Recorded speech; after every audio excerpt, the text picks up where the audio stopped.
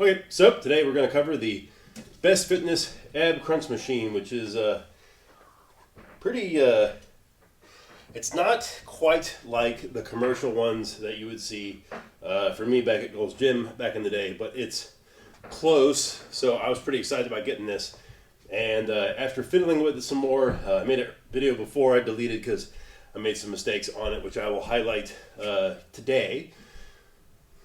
It's better than I thought. It's not as good as the commercial machine, but it's also like an eighth of the price. This is about $250 on Amazon right now, which I'll have in the link when I put it up on here in the description.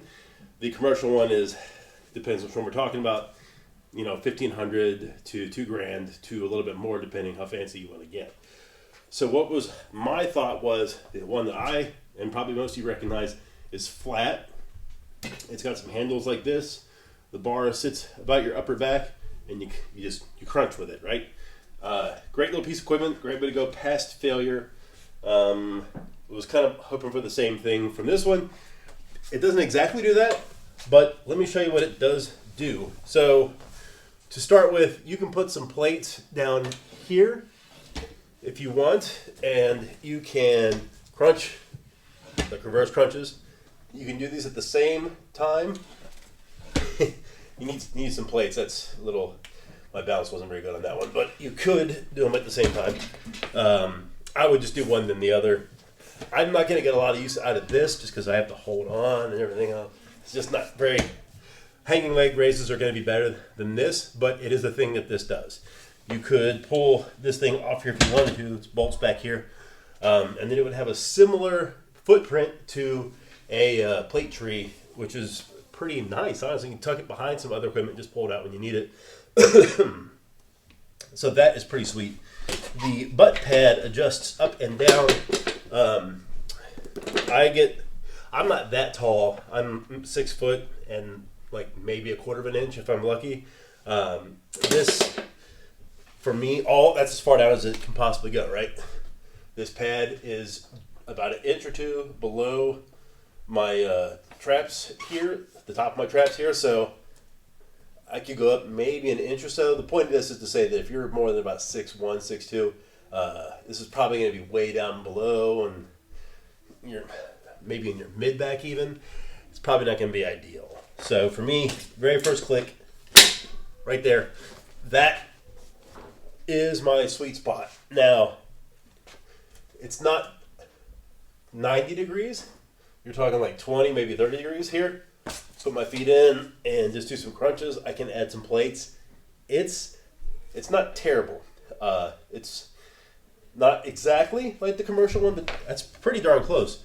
So again, see here, it goes up and down. Legs can be moved up and down. This can be removed to shorten it to about an 18-inch by about 3 foot floor space, which is pretty good.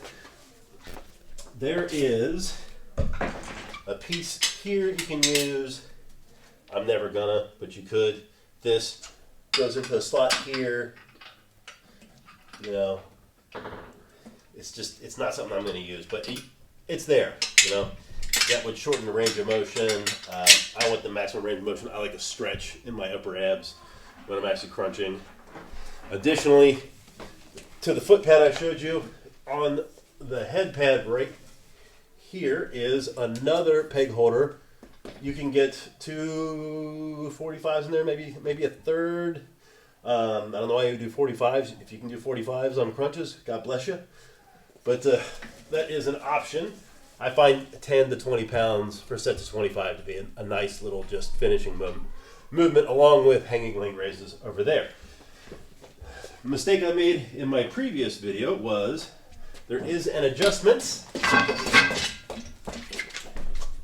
which I'm not going to do because it's hard to do by yourself without pinching your fingers. You have to lay it down and kind of accordion style fold it up. But there is a pin right here by my hand. This sets the height of the back. It's counterintuitive. Having it pulled all the way up, I thought it'd be the greatest angle.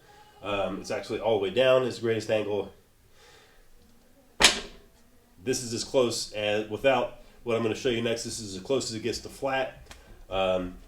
Flat would be the best or very close to flat would be excellent. For just a brief moment the other day when I made my other video, I thought I had it set, as I was saying before, with the best angle. It wasn't. This is the best available angle. When I had the pin set, I thought I had hit the sweet spot finally. Couldn't believe how dumb I was. Then I realized that the peg I was using was actually under the holes that are drilled. And about the third set in, it just collapsed. So don't do that. But it does mean that the angle was very close. It's just about an inch under that last hole on that piece I showed you, which you can remedy and recreate with a simple bumper plate. I have a 35 here under my foot. I'm just going to slide it right under here. And you know what? That's pretty good. That is pretty close. That is all the way back, almost, maybe just a quarter of an inch off, so I don't get any bounce. That's pretty good. That stretch is all the way into my mid-abs right there. That's what I'm after. So we can take, we'll do a quarter. We can take a quarter,